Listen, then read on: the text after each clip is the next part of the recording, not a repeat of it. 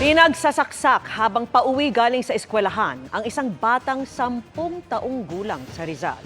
Ang biktima, himalang nakaligtas matapos magtamo ng 22 tama ng saksak.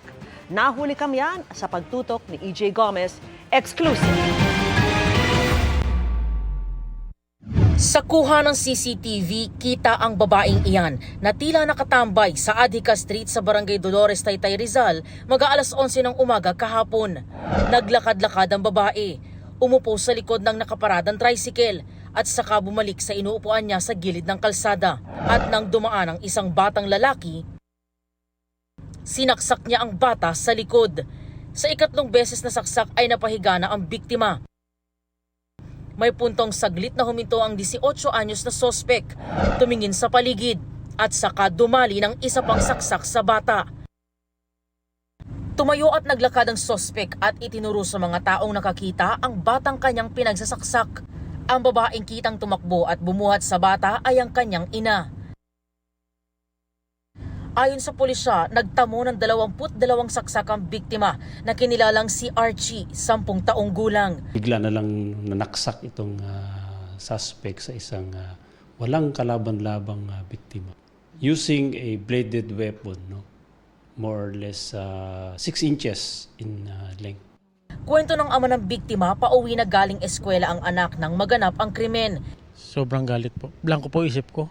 Siyempre bilang isang magulang masakit. Yung makikita mo na ginagawa sa anak mo, parang yung tago sa, sa puso mo, yung kirot, sakit.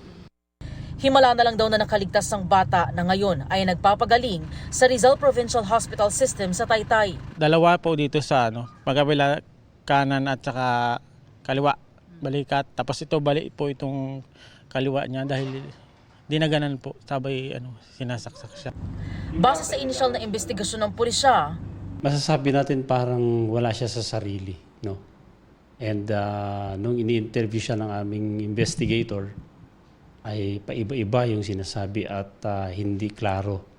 So there's something about the mindset ng ating suspect. maaga raw nawala ng mga magulang ang sospek, kaya tinitingnan ng pulisya ang anggulong inggit. Bakit ka naiiyak? Iniwan po kasi nila ako kasi wala bata pa. Ng mga magulang mo. Tapos, bakit mo nagawa yun sa bata? Ano yung reason? Dahil po sa selos po. Hindi ko naman po kasalanan yung totoo hinaano nila. Nakadetene sa custodial facility ng Taytay Police Station ang sospek na nahaharap sa kasong frustrated murder. Para sa GMA Integrated News, EJ Gomez, nakatutok, 24 oras.